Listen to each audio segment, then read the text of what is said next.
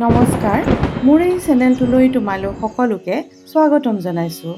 আজি আমি এই ভিডিঅ'টোত কালী পূজাৰ তাৎপৰ্যৰ বিষয়ে আলোচনা কৰিবলৈ লৈছোঁ।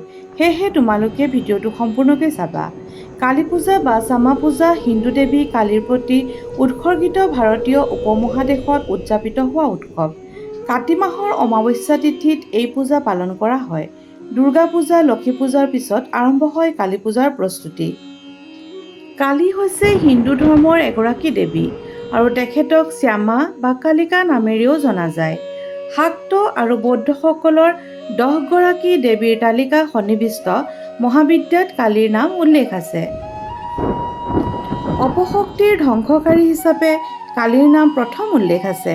তেওঁ হৈছে শক্তিৰ আটাইতকৈ শক্তিশালী উৎস, লগতে তান্ত্ৰিক শৈৱৰ এটা ভাগ, কুলমাৰ্গৰ 4টা বিভাগৰ এটা। সময়ৰ লগে লগে কালীক পূজা পাৰ্বণত বা আন তন্ত্ৰ শাখাসমূহত দৈৱিক মা, বিশ্ব ব্ৰহ্মাণ্ডৰ মা আদি শক্তি বা আদি পৰাশক্তি আদি নামেৰে অভিহিত কৰা হয়। মা কালীক ঐশ্বৰিক ৰক্ষাকৰ্তা বা মুখ্য প্ৰদানকাৰী বুলি বিবেচনা কৰা হয়। মা কালীক গোটেই ভাৰতত পূজা অৰ্চনা কৰা হয়। কালী পূজা বা শ্যামা পূজা কাতি মাহৰ অমাৱস্যা তিথিত পালন কৰা হয়। কালী পূজা ঘাইকৈ ভাৰতৰ পশ্চিমবংগ, অসম, ত্ৰিপুৰা, উৰিষ্যা, বিহাৰৰ মিথিলা অঞ্চল আৰু মহাৰাষ্ট্ৰৰ টিটৱালা চহৰত অনুষ্ঠিত হয়। শাক্ত ধৰ্মৰ কালীকুল সম্প্ৰদায়ৰ মতে সৰ্বোচ্চ মহাজাগতিক দেৱী মহাকালী পৃথিৱীত অশুভ শক্তিৰ বিনাশৰ বাবে 10টা ৰূপত আবিৰ্ভাৱ হৈছিল। এই 10টা ৰূপক একেলগে 10 মহাবিদ্যা নামে জনাজাত। প্ৰত্যেক মহাবিদ্যা 12 মাহৰ হিন্দু দিনপঞ্জী মতে অৱতাৰৰ তিথি আছে। এই 10 মহাবিদ্যাৰ ভিতৰত শেষ দেৱী হৈছে কমলতমিকা জয়ন্তী, যি দেৱালীৰ দিনা পালন কৰা হয়। তেওঁক তান্ত্ৰিক লক্ষ্মী হিচাপেও জনা যায়।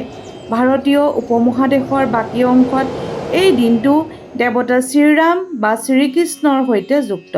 যিহেতু উভয়ে বৈষ্ণৱ ধৰ্মৰ কেন্দ্ৰীয় দেৱতা, অধিকাংশ ভাৰতীয়ই দেৱালীক বৈষ্ণৱ উৎসৱ হিচাপে উদযাপন কৰে আৰু ভগৱান মহাবিষ্ণুৰ সঙ্গী দেৱী লক্ষ্মীৰ পূজা কৰে। পৌৰাণিক কাহিনী অনুসৰি যেতিয়া ৰাক্ষসবোৰৰ সৈতে মা কালীৰ বিজয় নিশ্চিত হৈছিল, তেতিয়া তেওঁ ইমান খঙত নাচিছিল যে পৃথিৱীখন তেওঁৰ তলত কঁপি উঠিছিল। দেৱতাৰ অনুৰোধত শিৱই তেওঁক ৰখাবলৈ তেওঁৰ সন্মুখত শুই দিছিল। যেতিয়া তেওঁৰ দুৰ্ঘটনাক্ৰমে তেওঁৰ ওপৰত ভৰি দিছিল, তেতিয়া তেওঁৰ ভুল অনুভৱ কৰি জিভাখন বাহিৰ কৰি শান্ত হৈছিল। আজিৰ এই ভিডিঅ'টো ইমানেই আছিল। আশা ৰাখিলোঁ তোমালোকৰ কাৰণে এই ভিডিঅ'টো সহায়ক হ'ব আৰু নিশ্চয় তোমালোকে কালী পূজাৰ বিষয়ে অলপ হ'লেও বুজিব পাৰিলা। যদি ভাল পালা তেন্তে লাইক নিশ্চয় কৰি থবা আৰু নতুন ভিডিঅ'সমূহ পাবৰ কাৰণে চেনেলটো ছাবস্ক্ৰাইব কৰি কাষতে থকা বেল আইকনটো টিপি অল কৰি থবা। ধন্যবাদ।